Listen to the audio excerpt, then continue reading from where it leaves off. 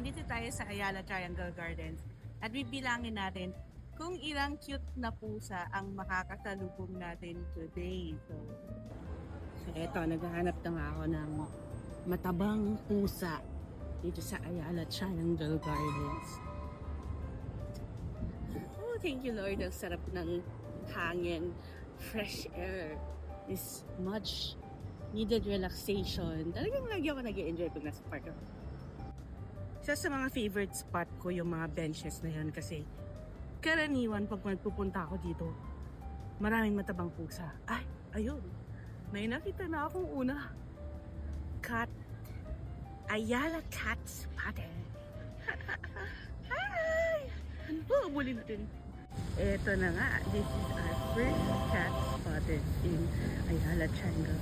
Hello po. Hello, orange. Nag-busy siya.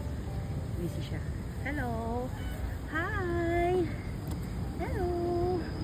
Oh, na-curious siya sa mga dala ko na. So this is our first cat spotted. At ayun na nga, nilayasan na tayo ng pusa.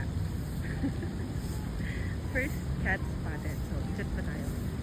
Hanap pa tayo kung ilang pusa ang makikita natin. Medyo busy si Orange Cat eh. Hi! Saan pa yung mga ibang katropa mo? Mga ibang friendship mo.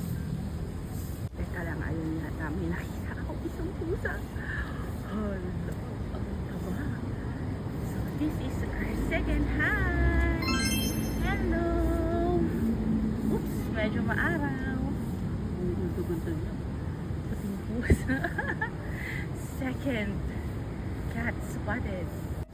So, medyo inaantok ko yung mga pusa ngayon kasi 3 o'clock pa lang ng hapon. Medyo mainit pa. So, lakad-lakad muna tayo. Tingin tayo ng ibang lugar sa tayo makakita ng pusa. So far, ang countdown natin ng mga pusa ay 2 cats. Kasi nakikita mo marami naglilinis dito sa park. Medyo napatigil ako dito sa view na to kasi ang ganda.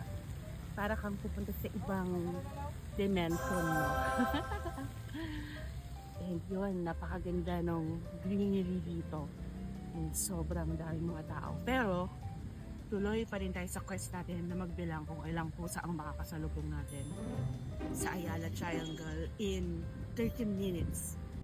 Habang naghahanap ng mga pusa, nakita ko tong Dia del Libro Book Exchange Program at isasabihin ko na rin kasi may mga dala akong books at mag-iiwan ako